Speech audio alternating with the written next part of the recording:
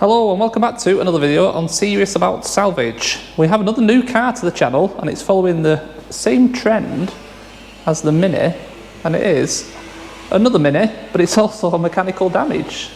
This is the new facelifted version, so it's a 2022 on a 71 plate. So yes, mechanical damage this car. It's a lovely car, I like the colour. It's just an all-round really good car, and I think a really good buy. So I'm going to spin around straight away. But as always, I hope you do enjoy these videos. I know it's been quiet recently on the channel. Hopefully things will start to pick up again. Just had a bit of a break really. Nothing serious going on, so nothing to worry about. So let's turn around and have a look at the new car. So there you go. It is a F55. So that basically means it's a four-door. It's a Mini Cooper Classic. 1.5 petrol turbo. They are a 3-cylinder engine, these 1.5s. Look, you've only got three. Christ, my brain's not working. 3-cylinder, that's all that needs to be said. Like I said, 71 plate, but it is a 2022 car. There is no external damage, nothing that I've seen anyway. It's a lovely, I'm not sure the name of the colour, but it is metallic. It is a very, very shiny metallic. 26,000 miles. It's a manual, and what you see is what you get for this car. Like I said, no damage all the way around.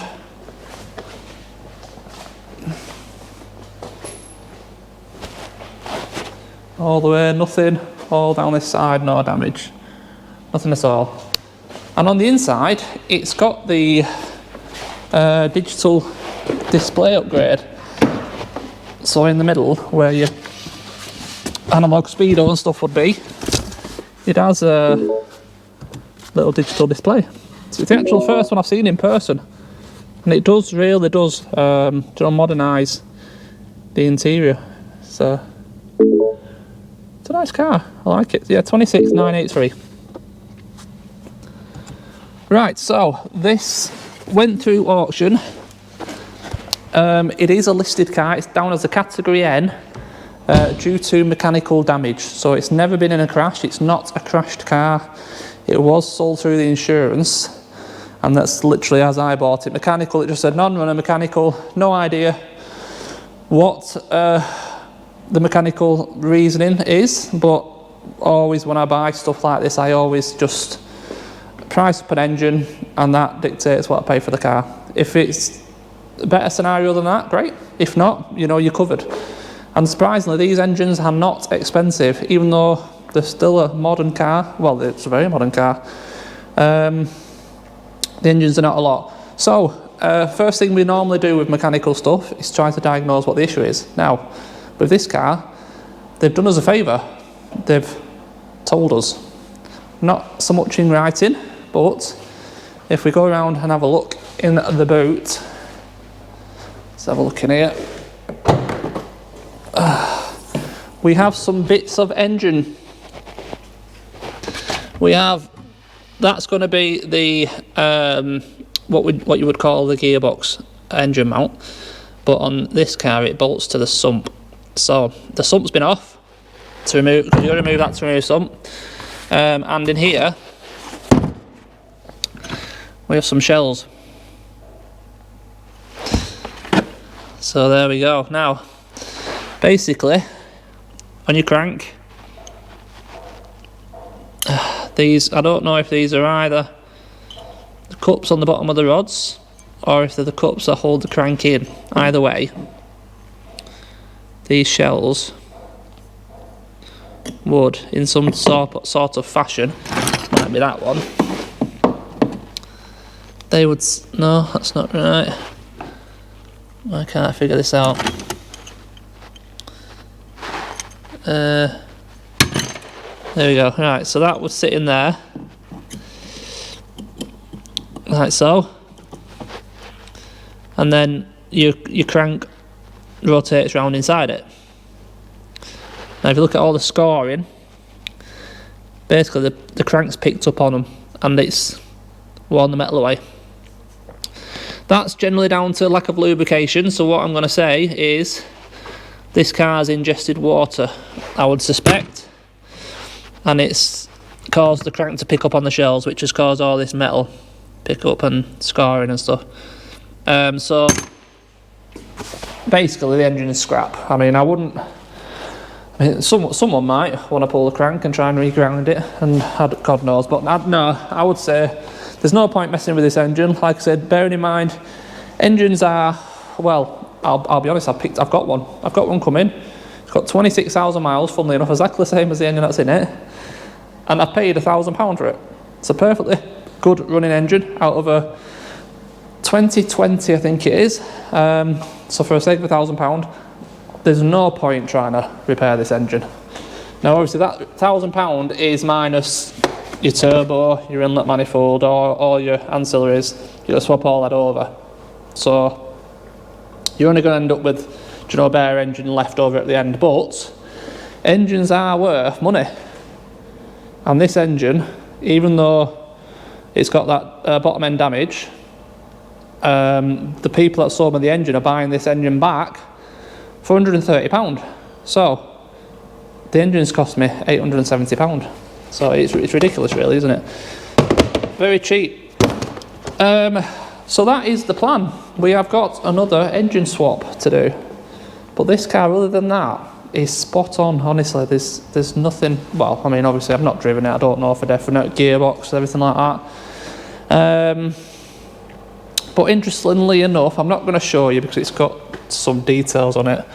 There is a receipt inside from BMW, and this car was taken into a BMW dealer with a bottom end knock. So it was still running, but it had a bottom end knock. BMW investigated the noise. They charged the owner, I think it was about £300 plus VAT to diagnose a bottom end knock. And then strangely enough, below it, there's an entry for 85 days of storage, which they charged them an extra £1,000 to store this car at BMW for 85 days.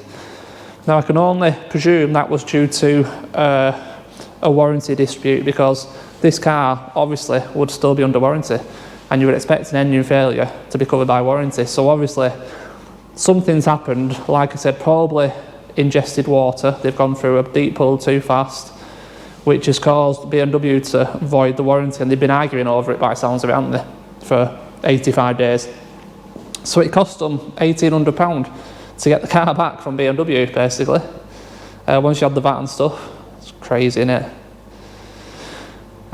So that's why, yeah, it was written off. They have written it off then through their insurance. The insurance has sent it to auction, and here it is. We can put an engine in it for £1,000 plus some labour, a few bits and pieces, and it's just as good.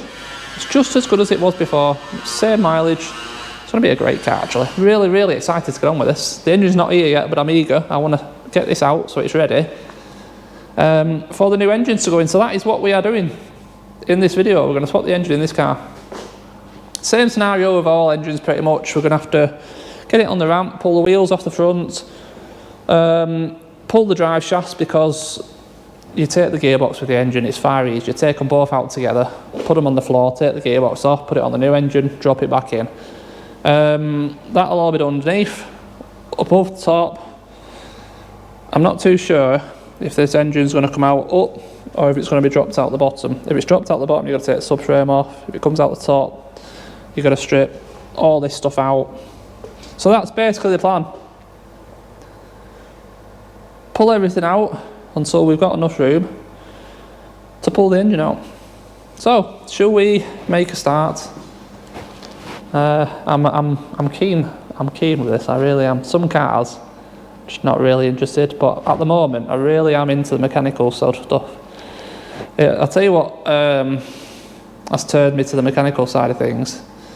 Not only cars are a bit harder to sell these days, especially crashed ones, but the amount of parts I were buying, and I checked, you know, bank statements and stuff, And the amount of time that cars were here trying to source all them parts, just for instance that Audi Q5 I've just done, the black one, it is gone, it is done.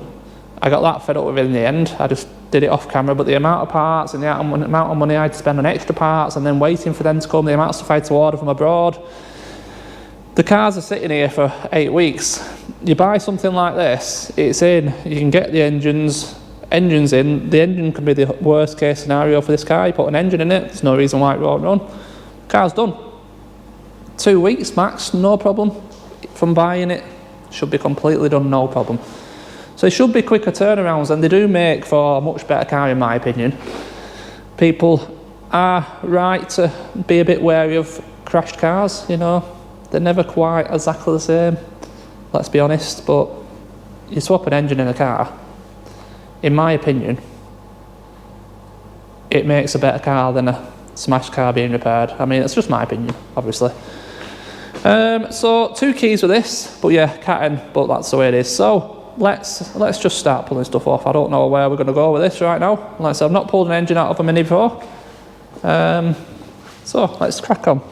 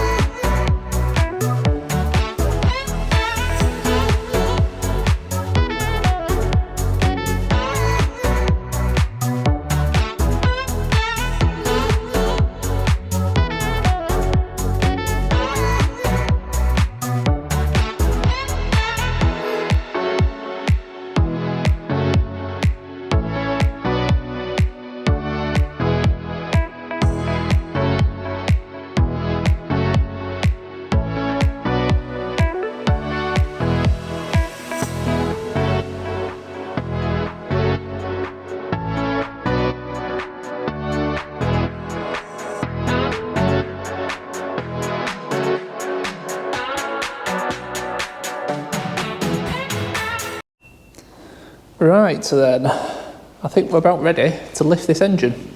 So I've done most of it off camera, so what I will do now is just try to run through quickly what I've taken off and if I can remember what fitting it was.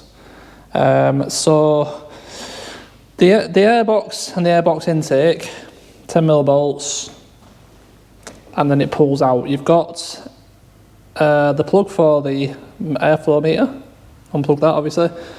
Once that's out, obviously you've got all your battery tray here, haven't you? So all these bits of trims are held in with either 10mm or there are these little plastic clips that you just turn.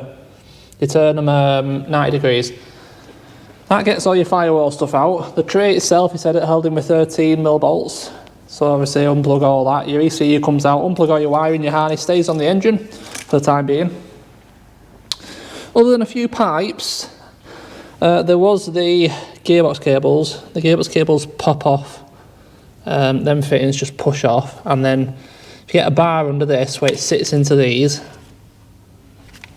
and then just open up them two like that, they just pop up. Strap them up out of the way. What else have we got up here? We had a big intake pipe down the back of the engine that just clips onto the top of the turbo. They're just them little, when you put like a little screwdriver in and pry out, little horseshoe clip I think they're called.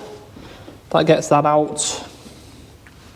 Behind there I have disconnected the downpipe off the turbo. That's just a 13mm bolt and a big round clamp. It's also bolted to the back of the engine with two nuts onto them two studs there. Let's get a torch, a bit dark down that part. There, so them two studs go through them two holes, and they've got two nuts on the back. Up here, pretty much it. You've got your intake pipe from the intercooler to your throttle body, so intercooler's right down there. Again, horseshoe clamps. You've got to have a radiator pipe across here as well. Horseshoe clamps. There is a radiator pipe on this side, as you can see it there. Horseshoe clamp. Disconnect the fuel line and the return. These run round, that goes onto the return there I think. Is that vapour? I don't know. That's vapour, that's fueling I think. But disconnect them. That's a bit tucked in somewhere. That is it up here. I think. Might have missed the odd bit here and there. Oh yeah, I've unplugged the lambers out the downpipe. That's these two plugs. Let's have a look underneath. Okay, underneath, driver's side, I've taken out the splash guard mainly to get better access to the aircon pump, which you can see there. I've managed to unbolt from the engine and pull it away enough without taking the pipes off, so we've not lost any aircon gas. It also helps to get the aux belt off if you take this side splash guard out. Intake pipe off the bottom of the turbo is off. That goes from up there to the other side of the intercooler, which is there. That's off. We obviously have disconnected the bottom arms from the hubs so that we can get the shafts out. That's the same job on every car pretty much. Always have to take the shafts out. Gearbox is drained. This is the pipe to the clutch, so we disconnected that, and I've got a clamp on it up there stopping the fluid to come out. Anything else? Most of the wiring is on the car. The only place I think you have to disconnect it is off the ECU and a few little bits like the main cable for the starter, which is this one here. That goes around up the front and then goes across and connects to your positive battery terminal. So you've got to disconnect that off battery terminal. That's about it. I would normally obviously have the gearbox mount, which on this isn't a gearbox mount, it's an actual lower engine mount. It bolts onto there and bolts to the sump, but we know this sump's been off. You can see there's a lot of bolts missing. They are in the back of the car. So I think we can safely presume that there's no oil in that sump. So I'm not going to attempt to drain it. We will have to obviously take the starter off and strip loads of parts off this engine once it's out. But I wanted to do all that off so that I know exactly what I need to refit to put the engine in, and then everything else that's now gone, as you can see, it's all in the boot. I know all that stuff goes back on the car once the engine is in. So as long as everything that comes off this engine goes on the new one, the engine then can go in, and then everything from the boot slowly starts to get put back on this engine. I've had to take quite a lot off to try to reduce the size of it because it doesn't look that easy to get out. It can't come downwards because the subframe. I don't want to really move the subframe because the steam racks on it, it starts to become a bit of a faff. You've got these front extension legs, which, although look like they've got bolts, there's some rivets hanging around. And yeah, I just don't want to mess with all the geometry of the front really. As it is, it's just literally put the ball joints back in, and all the steering tracking is exactly as it was. So the plan is to try to lift it out the top. So let's drop it. I'll run through quickly what I'm hoping is going to work, and then it'll be a case of getting the crane out, a bit of time lapse on, and see if we can get this engine out. Up to now, I had, what, 20 minutes dinner. Started it at, I'm going to say, but it was 11 o'clock. And it's now 3. So 4 minus 20 minutes, 3 hours 40 minutes to strip it to that point where it's ready to pull out. So on the driver's side, we've got quite a bit of room between the chassis and the engine, except for on the turbo, there's not a lot there, maybe 10 mil.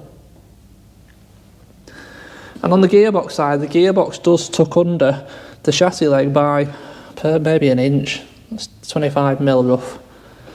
So my thoughts are, get the engine supported by the crane, take off the driver's side, including this mount, so this piece, gets all that out of the way, take off the gearbox mount off the gearbox and bolt it off the chassis leg, so that's out of the way.